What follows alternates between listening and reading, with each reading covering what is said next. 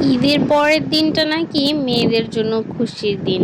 বাবার বাড়ি না গেলে নাকি মেয়েদের ঈদই হয় না, তাই ঈদের পরের দিন নাকি মেয়েদের ঈদ আসলভাবে হয়।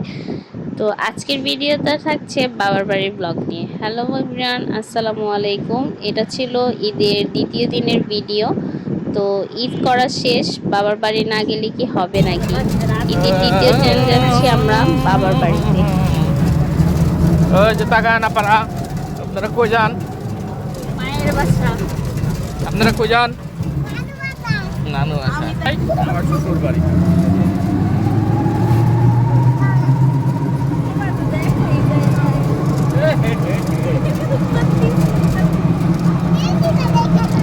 আম্মুর বাসায় ঢুকতেই কাপড় চাপড় সব কিছু খুলে আমি লেগে পড়ে গেলাম রান্নাতে। যেহেতু আমার আম্মু অনেক বেশি অসুস্থ, সবসময় আমার আম্মু আমাদেরকে রান্না বান্না করে খাওয়ায়, আদর যত্ন করে। বাবা মায়ের অসুস্থতায় মেয়ে হয়ে যদি এইটুকু না করি তাহলে কি হয়। তাই আজকে মায়ের দায়িত্বটা নিজে পালন করলাম, রান্না বান্না করে সবাইকে খাওয়াবো। সবসময় তো মায়ের হাতে রান্না খাই, মজার মজার আরাম আয়েশ কত কিছুই করি।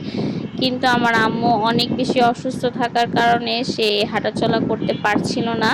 তাই ঈদের রান্নাটা আমাদের সাথে সব সময় খাওয়া দাওয়া করে।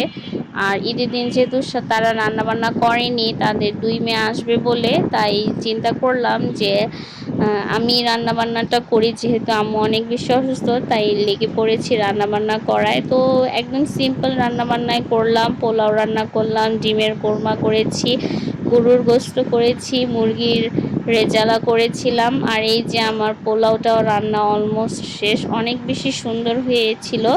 তো তেমন কিছু আসলে ভিডিও করতে পারিনি, যেহেতু আম্মুর বাসায় গিয়েছিলাম। সবাই কথাবার্তায় হাসি আনন্দে অনেক বেশি মজা হয়েছিল। আমার ছোট বোনও এসেছিল। তো দুপুরে এই যে সবাই মিলে খেতে বসেছিলাম, খাওয়া দাওয়াটা শেষ করে বিকালবেলা আমরা একটু ছাদে গিয়েছিলাম। সারাদিন ব্যস্ততায় কেটে গিয়েছিল, কথাবার্তায় আসলে তেমন কোনো ভিডিও করা হয়নি, যেহেতু ছোট বোন এসেছিল বাসায়। তো বিকেলবেলা একটু চিন্তা করলাম যে এখন একটু ফ্রি আছি, তাই একটু ছাদে যেয়ে ছোট ভাইয়ের সাথে, আর যেহেতু আমার ছোট ননদও সাথে গিয়েছিল, ওদের সবার সাথে যে একটু ছবি উঠালাম, একটু ভিডিও করলাম। তো এইটা আমার কাছে খুব ভালো লাগে, যে ছবি না তুললে মনে হয় যে দিনটাই কেমন জানি মাটি হয়ে যায়।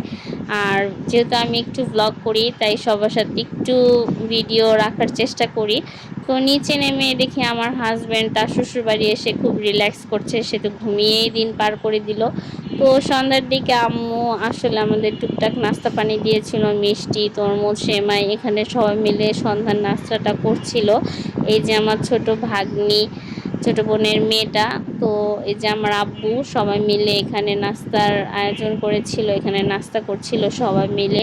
আসলে দিনটা কিভাবে যে পার হয়ে গেল বুঝতেই পারলাম না। মায়ের বাসায় আসলে আসলে মেয়েদের কথাই শেষ হয় না, কথা নিয়ে একদম লেগে পড়ি। তো ছোট্ট একটা ব্লগ ছিল, সেটা আসলে ঈদের ব্লগগুলো শেয়ার করা হচ্ছে না, সময় করে ওঠা হচ্ছে না। তো ব্লগটা কেমন লাগলো জানাবেন। এটা ছিল আমার ঈদের দ্বিতীয় দিনের আউটফিট, অনেক বেশি পছন্দের একটা আউটফিট ছিল আমার। তো ভিডিওটা কেমন লাগলো জানাবেন, আর সবাই ভালো থাকবেন। আল্লাহ হাফেজ।